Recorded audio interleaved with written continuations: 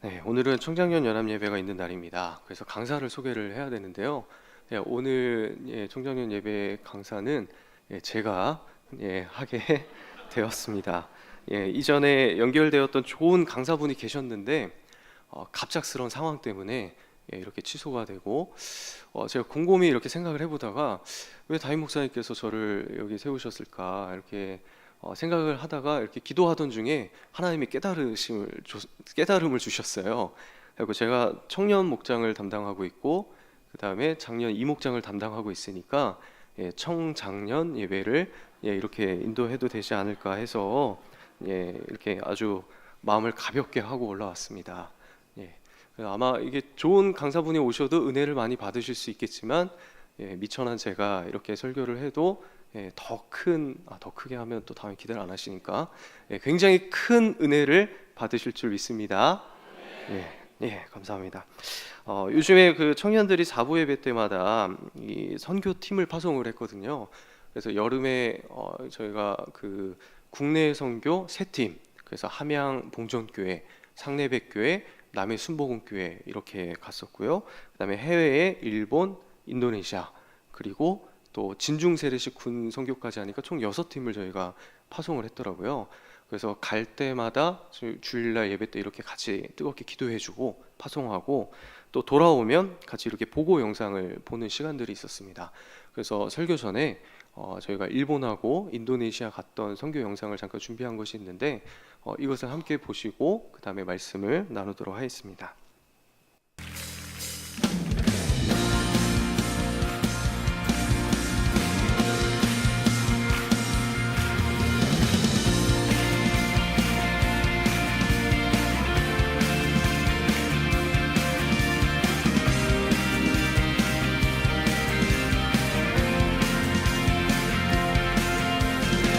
한결같으신 주님, 주님과 같은 분이 없습니다.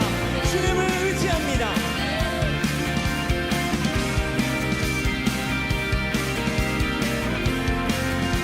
한 목소리로 주님과 같은 분 없네. 하늘과 땅 만드신 주, 끝없는 기쁨을 채우시네. 내가 드릴 수 있는 나의 삶을 드리는 변하지 않는 마음 드리네. 한 목소리로 내 모든 삶 당신께 속했네. 모든 호흡 주 향한 노래돼. 주는 모든 열방의 기쁨 구원 주시는 주님, 놀라운 주, 영원히 다스리시는 하나님, 찬양 받으신 주님, 놀라운 주, 놀라운 주.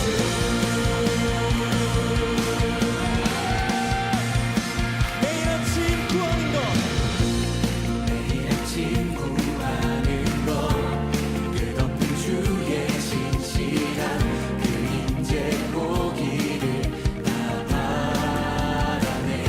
주의 자비와 신실한 나를 자유케 하시니 멈추지 않는 신뢰 드리네. 내 모든 삶 주님께 속해 있습니다. 당신께 속했네. 우리 모든 호흡이 주 향한 노래가 되었습니다. 주는 모든 열방의 기쁨 구원 주시는 주님, 놀라운 주, 주께서 영원히 다스리십니다.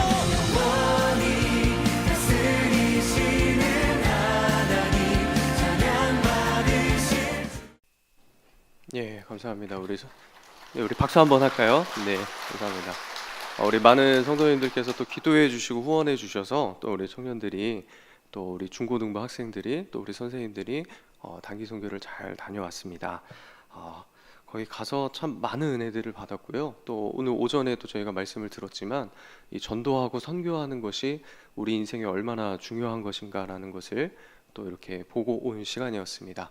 그래서 앞으로도 많이 기도해 주셨으면 좋겠습니다. 오늘 본문 말씀은 굉장히 유명한 말씀입니다. 내가 문 밖에 서서 두드리노니 누구든지 내 음성을 듣고 문을 열면 내가 그에게로 들어가 그와 더불어 먹고 그는 나와 더불어 먹으리라. 우리 많이 들어본 말씀이죠. 뭐 사형리나 아니면 새신자들을 이렇게 초청할 때 많이 사용되는 그런 성경 본문입니다. 그런데 이 14절에 보니까요, 이 본문 말씀이 누구에게 전해지고 있냐면 라오디게아 교회에게 이 말씀이 전해지고 있습니다. 이미 예수 그리스도를 알고 있고요, 또 예수 그리스도를 이미 영접했고 또 이미 신앙생활을 하고 있는 이 라오디게아 교회에게 예수님께서 다시 오시는 그 날까지 어떤 모습으로 너희가 살아야 된다라고 이야기하고 있는 것이죠. 그래서 장년이건 청년이건 우리 모두는 이 예수님이 이 땅에 처음 오신 다음 다시 오시는 그날까지 이 말세를 살아가고 있습니다. 그렇다면 이 기간을 우리가 어떻게 살아가야 할까요? 이 본문을 통해서 함께 은혜를 나누고자 합니다. 먼저 이 라오디게아 교회가 어떤 교회인지를 저희가 알아야 되는데, 라오디게아 교회를 알려면 라오디게아 도시를 알아야 합니다. 혹시 엄친아라고 들어보셨습니까? 좀 약간 시간이 지난 그런 유행어인데, 풀어서 말을 하자면 엄마 친구 아들이죠. 그래서 우리 엄마들은 꼭 훌륭한 아들을 두신 친구분들을 소유하고 계세요. 그래서 그 집 아들은 좋은 대학을 다니고요, 또 높은 연봉을 받고요, 또 장가도 굉장히 잘 가고요, 또 키까지 크고 얼굴도 잘생겼어요. 제가 키만 크면 딱인데 어떻게 말을 잘 못하겠네요. 그래서 모든 게 완벽해 보이는 조건들을 가지고 있습니다. 라오디게아 도시도 이렇게 전혀 부족할 것이 없어 보이는 그런 도시였습니다. 먼저 이 라오디게아는 돈이 많았습니다. 굉장히 부유했어요. 그래서 오늘날의 월스트리트처럼 금융 중심지였습니다. 그래서 돈을 가진 사람들이 라오디게아로 모여들었고요, 거리마다 돈이 흘러 넘쳤습니다. 유명한 철학자 키케로라는 사람도 이곳에 있는 은행에 돈을 맡겼다고 하더라고요. 소아시아 지역에 큰 지진이 났던 적이 있는데 성경에도 나오는데요, 다른 도시들은 모두 다 이 로마 중앙 정부의 지원을 받았거든요. 그런데 이 라오디게아만은 중앙 지원을 거부했던 도시입니다. 굉장히 자부심이 강한 도시죠. 또 둘째로 이 라오디게아에 뛰어났던 것은 의료시설입니다. 병원이 여러 군데 있었고, 또 그때 통용됐던 이 동전에 이 라오디게아 출신의 유명한 의사들의 그 얼굴이 새겨져 있기도 했다고 합니다. 그리고 프리기아라는 가루약이 유명했는데요, 이 가루약을 물에 타서 이렇게 눈병을 고치는 안약으로 사용을 했다고 합니다. 또 이 세 번째로 라오디게아에 유명했던 것은 무엇이냐면 옷입니다. 다른 지역에는 구하지 못하는 굉장히 품질이 좋은 검은 양모가 얻을 수 있었다고 해요. 그래서 이것으로 옷을 만들고 또 뛰어난 품질의 옷을 이렇게 유통을 시켰습니다. 자, 이 라오디게아는 전혀 부족한 것이 없어 보이는 도시입니다. 완벽해 보이는 신부감 같아요. 마치 이 밥 잘 사주는 예쁜 누나처럼 뭔가 누구나도 가까이 가고 싶은 그런 도시였습니다. 지난 수요일날 그 신강도사님께서 갑자기 뜬금없이 저는 예쁜 누나가 좋습니다, 이렇게 고백을 하시더라고요. 마치 그런 도시가 이 라오디게아였죠. 그래서 저 속으로 은혜를 받았습니다. 왜냐하면 저는 밥 잘 사주는 예쁜 누나랑 결혼을 했거든요. 그래갖고 굉장히 큰 은혜를 받았는데, 이런 거를 좋아하시는 거군요. 네. 그래서 이런 도시에 이 복음을 받아들인 사람들이 모여서 교회를 형성한 것입니다. 근데 이렇게 완벽해 보이는데 한 가지 부족한 게 있었어요. 그게 뭐냐면 물입니다. 이 도시 자체적으로 물이 부족했습니다. 그래서 수로를 만들어 갖고 다른 도시에 있는 물을 이렇게 끌어와야 했던 것이죠. 한 북쪽으로 한 10km 정도 떨어진 히에라폴리스라는 곳이 따뜻한 온천으로 유명한데요, 따뜻한 물은 치료나 몸의 회복에 좋죠.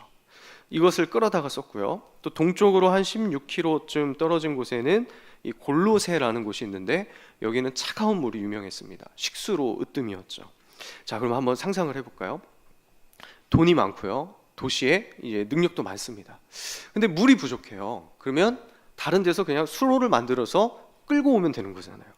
그런데 이 온수와 냉수가 한 10km 아니면 한 16km 정도 되는 거리를 오다 보면 어떻게 되겠습니까?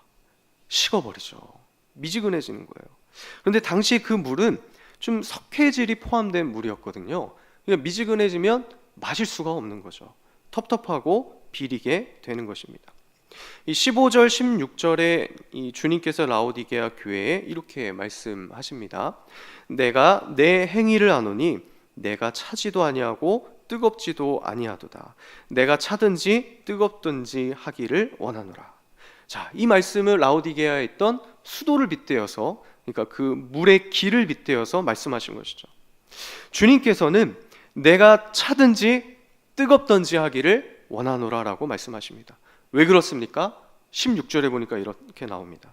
내가 이같이 미지근하여 뜨겁지도 아니하고 차지도 아니하니 내 입에서 너를 토하여 버리리라. 자, 뜨거운 온수는 회복하는 물로 사용하면 되고요. 차가운 냉수는 음료로 사용하면 됩니다. 근데 미지근해지면 아무 쓸데가 없어지는 거예요. 물을 마시고는 마실 수 없으니까 토해버리게 되는 것이죠. 그러면 도대체 이 미지근한 물이 무엇을 가리키는가? 17절에 나옵니다. 내가 말하기를 나는 부자라 부요하여 부족한 것이 없다 하나 내 공고한 것과 가련한 것과 가난한 것과 눈먼 것과 벌거벗은 것을 알지 못하는도다. 자, 우리가 흔히 뜨겁든지 차든지 뭐 이런 걸 이야기할 때 우리의 신앙의 모습에 있어서 정말 열정을 가지고 뭔가 확실하게 해야 된다라고 이야기를 합니다. 물론 그런 해석도 가능한 해석인 것 같아요.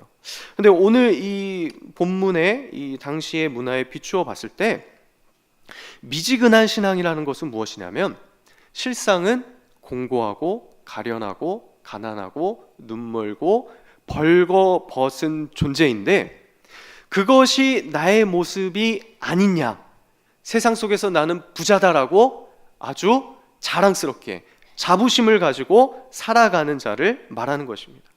주님의 도움 없이 내가 뭐든지 다 해결할 수 있고 내가 그런 존재이고 내가 신이 되어서 내 인생의 주인이 되어서 하나님은 잊어버린 채 나는 부자다라고 하면서 살아가는 인생, 하나님께서 토해버리는 미지근한 신앙입니다. 자기 자신의 모습을, 존재를 똑바로 보지 못하고 주님의 필요성을 느끼지 못하는 인생인 것이죠. 근데 우리도 그렇게 나도 모르게 그렇게 살아갈 때가 있더라고요. 마태복음 7장 4절부터 보면 이런 말씀이 있습니다. 보라, 내 눈 속에 들보가 있는데 어찌하여 형제에게 말하기를 나로 내 눈 속에 있는 티를 빼게 하라 하겠느냐.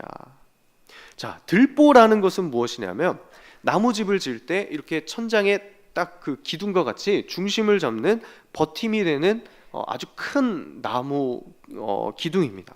그러니까 누구나 이렇게 딱 집을 쳐다보면 들보가 보이는 거예요. 그런데 이게 어디 있습니까? 내 눈 속에 있다고요. 엄청나게 큰 거예요. 다른 사람들은 내 눈 속에 있는 게 다 보입니다. 누구나 볼 수 있는 거예요, 들보는. 그런데 누가 못 보죠? 나만 못 보는 거죠. 내 눈 속에 있는 들보는 못 보고 무엇을 봅니까? 다른 사람의 쬐끄만한 티만 보는 거예요. 우리가 그렇게 살아갈 수 있다니까요. 부자인 줄 알았는데 내가 진짜 잘 살아가고 있었던 것 같은데 내가 신앙을 정말 제대로 갖고 이 세상 속에서 뭔가 멋있게 살아가고 있는 것 같은데 실상은 공고하고 가련하고 가난하고 눈멀고 벌거벗은 존재로 살아가고 있었다고요. 그렇다면 우리가 이 세상을 어떻게 살아가야 하겠습니까? 그게 이제 19절부터 20절 말씀입니다. 19절에 물은 내가 사랑하는 자를 책망하여 징계하노니 그러므로 내가 열심을 내라 회개하라 볼지어다 내가 문 밖에 서서 두드리노니 누구든지 내 음성을 듣고 문을 열면 내가 그에게로 들어가 그와 더불어 먹고 그는 나와 더불어 먹으리라. 아멘. 주님은 토해버려야 할 이 미지근한 물 같은 라오디게아 교회에게 이제 열심을 내고 회개하라고 말씀하십니다. 그리고 이 주님이 문 밖에 서서 이 두드릴 때 성도들이 그 음성을 듣고 문을 열면 그 속에 들어가시겠다라고 말씀하시는 거예요. 이것이 그리스도인이 예수님이 다시 오실 그 재림의 날까지 살아가는 모습입니다. 근데 이 본문의 초점을 우리가 조금 잘 이해해야 합니다. 왜냐하면 이 어디에 중심이 있는지를 우리가 생각을 해봐야 될 것 같아요. 자, 만약에 예수님께서 우리의 문을 두드리고 계세요. 이쪽에 이렇게 문이 쫙 있고 예수님이 이제 문을 딱 두드리고 있죠. 근데 이제 제가 여기서 딱 문을 두드리고 계시는데 소리가 들려요. 근데 예수님, 저는 문 안 열래요. 그냥 못 열겠어요. 예수님 저한테 그때 기도 제목 안 들어주신 거 있잖아요. 실망이에요. 그래서 이렇게 흥 하고 삐져갖고 문을 안 연다고 한번 생각을 해보십시오. 그렇게 하면 예수님이 이 집 안에 못 들어오실까요? 네. 자, 아니죠. 예수님은 우리의 마음을 바꾸실 수도 있는 분이시고 또 우리로 하여금 두 손 두 발 다 들고 예수님을 환영할 수 있도록 하실 수 있는 능력이 있으신 분이십니다. 지금 우리가 읽고 있는 이 본문의 흐름은 그런 게 아니에요. 이미 라오디게아 교회는 예수님을 영접했다고요. 그리고 이미 교회가 되었습니다. 신랑 대신 예수님과 약혼한 신부로 이 교회가 존재하고 있는 거예요. 나와 함께 거할 처소를 지금 이미 예수님께서 우리와 약혼을 하시고 저 하늘에 가셔서 신랑 신부가 같이 살 그 처소를 준비하고 계시고 이제 다시 오셔서 그 영원한 집으로 데려갈 신랑을 지금 우리가 기다리고 있는 상태라고요. 그래서 내가 문을 열고 안 열고가 중요한 게 아닙니다. 이미 우리 마음 문은 다 열렸어요. 이미 다 영접했습니다. 저희 집에는 5 식구가 함께 사는데요. 밥 잘 사주는 예쁜 누나 1명 하고요. 그 다음에 저랑 제가 1명 살고 그리고 저희 아들, 딸 이렇게 5명이 이렇게 살고 있습니다. 근데 아이들이 이제 9살, 7살, 3살인데 하나님께서는 저희 가정에 이제 뭐 아들 셋 계신 분들에겐 참 죄송하지만 흔히 말하는 아들 셋의 제가 차마 입에 담기가 그런데 아들 셋의 지옥을 경험하지 않도록 은혜를 주셔서 딸을 볼 때마다 너무 이뻐요. 그리고 또 우리 청년들 자매들을 보면 다 딸 같고 또 우리 집사님들 보면 또 그 딸 가지신 집사님들 보면 괜히 이렇게 마음이 좀 애려오고 그렇게 마음이 들더라고요. 근데 저는 이렇게 저를 되돌아보니까 가족들하고 좀 함께 시간을 많이 보내는 그렇게 좋은 아빠는 아니었던 것 같더라고요. 그래서 사역을 하다 보니까 새벽에 나와서 뭐 저녁에 늦게 들어갈 때가 뭐 거의 대부분입니다. 뭐 저뿐만 아니라 저희 교육자들이 다 그래요. 이 사역에 있으면 이게 눈에 보이는 것도 있고 뭐 요청도 들어오고 그러면 또 안 갈 수도 없고 또 마음이 그렇지가 않잖아요. 그래서 가족들이 함께 이 목회의 짐을 함께 지고 가고 있는데요. 지난주에 인도네시아 단기 선교를 7일간 갔었습니다. 근데 잠시 한 주간 떨어져 있었는데 그때 제가 들었던 생각이 뭐냐면 오랜 시간 동안 뭐 해외 출장을 가 계신다든지 아니면 뭐 주말 부부를 상당 시간 하셨던 분들의 마음이 조금이나마 조금 이해가 되더라고요. 굉장히 힘들더라고요. 가족들과 함께 하지 못한다는 게. 그래서 제가 이제 퇴근을 할 때쯤 되면 뭐 아내에게 뭐 이렇게 카톡을 하든지 아니면 언제쯤 들어간다든지 이렇게 얘기를 하는데 그러면 저희 집 아이들이 저를 기다리고 있어요. 그래서 그 모든 신경과 이 관심이 저 문을 향해 있습니다. 현관문을 향해 있어요. 그럼 제가 이제 딱 그 엘리베이터를 내리고 제가 자동 아파트에 사는데 제가 이목장을 담당하다 보니까 자동 아파트에 거주를 하고 있습니다. 그래서 여기 딱 그 엘리베이터에 내려서 문에 그 번호키를 누르죠. 그리고 딱 내리면 소리가 나잖아요. 그러면 그때 제가 문을 딱 열면 아이들이 마치 그 기다렸다는 듯이 다 알고 있다는 듯이 아빠 다녀오셨어요? 막 첫째가 나오고 그럼 둘째는 따라하거든요. 그러면 그 옆에 똑같이 이렇게 딱 튀어나와 갖고 아빠 다녀오셨어요 이러고 셋째는 여자아이라 그런지 짜잔 이러면서 예, 저를 이렇게 맞이를 해줍니다. 그럼 그때부터 막 시작이 되는 거예요. 막 제가 뭘 이거를 만들었고요, 뭐 이거 블럭은 어떻게 만들었고요, 입구는 하나인데 나가는 데가 없어요. 정말 신기하죠. 막 어젠 그렇게 얘기를 하더라고요. 막 이런 걸 얘기하고 막 이렇게 자기가 한 것들을 보여주려고 합니다. 어떤 날은 제가 시간이 늦게 돼서 못 들어가면 기다리다가 그냥 지쳐서 자는 날도 있더라고요. 자, 한번 보세요. 이 아이들의 관심과 초점이 무엇일까요? 문 밖을 주시하고 있는 거죠. 내가 문을 열고 안 열고가 지금 여기에 달려 있는 게 아니에요. 이미 예수님을 영접하고 구원 받았고 내 마음의 문을 뭐 안 열면 구원이 안 되고 아니면 뭐 열면 구원이 되고 뭐 이런 이야기를 하는 게 아니에요. 이미 우리의 구원은 확실한 상태입니다. 이 라오디게아 교회의 구원은 확실해요. 이제 우리는 기다리는 상태입니다. 어떻게 하면서요? 문 밖을 주시하면서. 우리의 신랑 되신 예수님이, 우리의 아버지 되신 그 주님이 언제쯤 오실까? 아니 몇 시에 온다고 그랬는데 왜 아직도 안 와요? 막 계속 전화 오고 막 영상 통화 오고 막 그러면 저는 메시지를 보내죠. 막 이렇게 하면서 금방 갈 거야 막 이러면서 아 오늘 오실까? 내일 오실까? 뭐 혹여라도 갑자기 띠띠띠띠 소리가 나면 불이 나게 달려가서 짜잔 하고 맞이하는 인생이 우리가 주님을 기다리는 인생이라고요. 이것이 천국을 사는 그리스도인의 인생입니다. 이것이 성경에서 기름을 준비한 여인들의 인생이고요. 이것이 깨어서 기도하는 신자의 인생입니다. 주님께서는 마지막 최후의 날에 이 땅에 오시기도 하시지만 정말 감사한 것은 이미 우리와 성령님을 통해서 함께 하십니다. 그래서 매일 우리의 마음의 문을 두드리세요. 그럼 우리는 어떻게 해야 될까요? 그 두드리는 소리에 주시하고 있는 것이죠.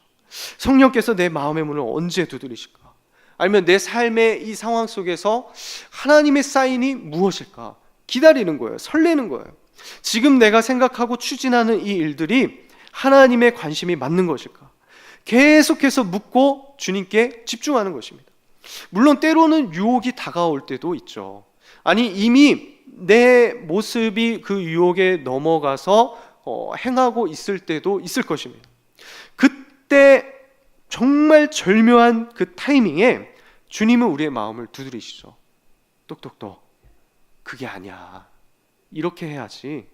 그러면서 내 속에 찾아 들어오시는 거예요. 그러면 우리는 어떻게 해야 됩니까? 그냥 문 열고 그냥 왈칵 달려가서 주님의 품에 안기면 되는 거죠. 다른 게 없어요. 그냥 항복하고 주님 내가 다 주님께 맡깁니다. 주님만 기다렸습니다. 주님만 정말 기대했습니다. 그러면서 반응하며 나아가는 것입니다. 그런데 놀라운 사실이 이 18절 말씀에 있는데요. 18절에 내가 너를 권하노니 내게서 불로 연단한 금을 사서 부유하게 하고 흰 옷을 사서 입어 벌거벗은 수치를 보이지 않게 하고 안약을 사서 눈에 발라 보게 하라. 자, 미지근한 물 같은 이 라오디게아 교회를 위해서 주님께서 어떤 일을 하십니까?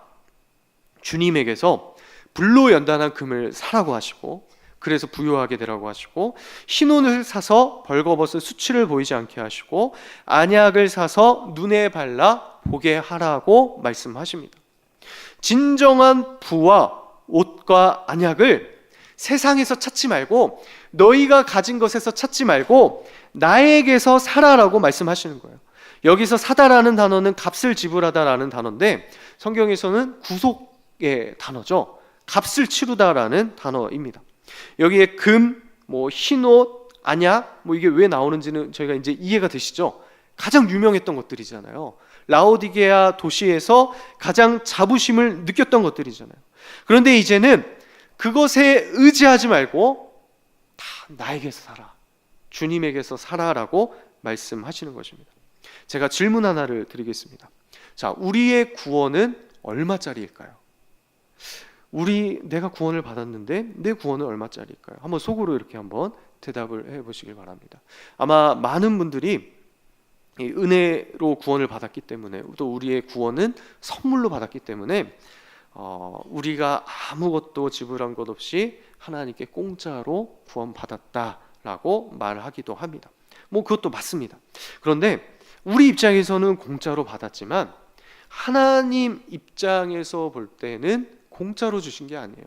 아니, 하나님이 그런 분이 아니세요. 정말 계산에 철저하신 분이시거든요. 하나님은 값을 지불하셨습니다. 이 라오디게아 교회를 위해서 이 교회 대신에 하나님이 금과 옷과 안약을 사셨어요. 무엇을 지불해서 사셨습니까? 예수 그리스도시죠. 그렇다면 우리의 구원은 얼마짜리일까요?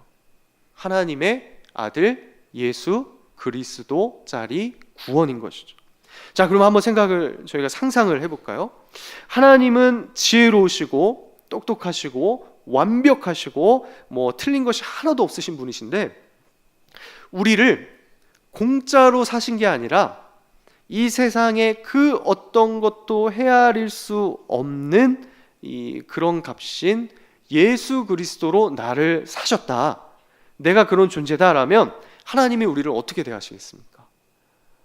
그냥 함부로 막 이렇게 하시지 않으시겠죠. 하나님이 절대 손해보는 장사 안 하세요. 하나님께서는 값을 지불하시고 우리로 하여금 예수님의 신부가 되어서 다시 오실 예수님을 기다리는 이 문 밖을 주시하는 존재로 만드신 것입니다. 그렇다면 우리가 어떻게 해야 하겠습니까? 하나님이 우리에게 어떻게 하시겠습니까? 20절 말씀을 다시 한번 보면, 우리 한번 20절 한번 같이 읽어볼까요? 시작. 볼지어다 내가 문 밖에 서서 두드리노니 누구든지 내 음성을 듣고 문을 열면 내가 그에게로 들어가 그와 더불어 먹고 그는 나와 더불어 먹으리라. 하나님께서 오늘 우리의 문을 여시는 거예요.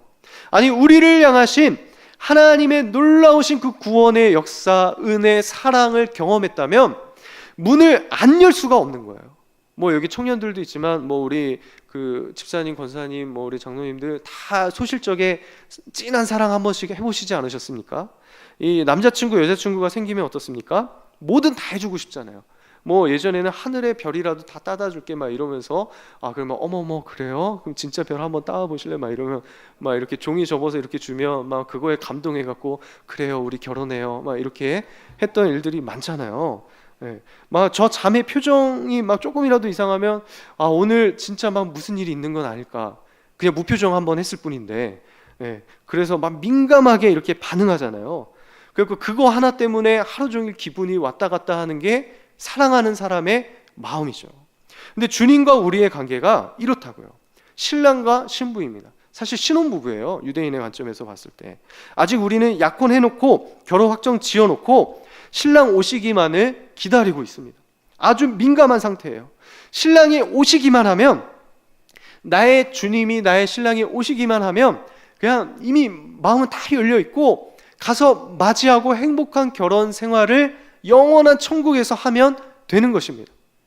사랑하는 성도 여러분, 또 우리 청년 여러분, 우리의 삶의 그 자리에서 혹시라도 그 문 밖을 주시하지 못하고 있는 부분들이 있으십니까? 아니, 이 주님을 향한 신혼의 마음, 사랑의 마음을 잠시 잊고 있었던 분들이 계십니까? 그렇다면 이번 한 주간 우리가 이 말씀을 근거해서 우리의 마음을 하나님 앞에서 회복하는 한 주가 되었으면 좋겠습니다. 어떻게 회복하냐고요? 어디가 문 밖을 주시하지 못하는지 다 알고 계시잖아요. 그 하나하나 내 삶의 모습을 돌아보면서 주님께로 초점을 맞추는 거예요. 이 부분에서 내가 주님께 마음을 드리지 못했던 것들이 있다면 주님께 드리고, 또 뭐 자녀 교육에 있어서 주님께 온전히 드리지 못했던 것들이 있다면 다시 내 마음을 가다듬고 하나님께 드리고, 뭐 우리 가정의 안에서 아니면 사업의 안에서, 직장 안에서 내가 나의 인생 속에서, 나의 학업 속에서 주님을 주시하지 못하고 다시 오실 그 주님을 바라보지 못했던 것들이 있다면 하나하나 체크하면서 하나하나 그 은혜를 되새기면서 하나님께서 나를 어떻게 사랑하셨는지를 깨달아가는 거예요. 바라기는 이번 한 주간 우리를 값주고 사신 이 예수님만을 집중하며 주시하며 우리의 마음을 온전히 하나님께 드릴 수 있는 그런 한 주간이 되시기를 예수님의 이름으로 축복합니다.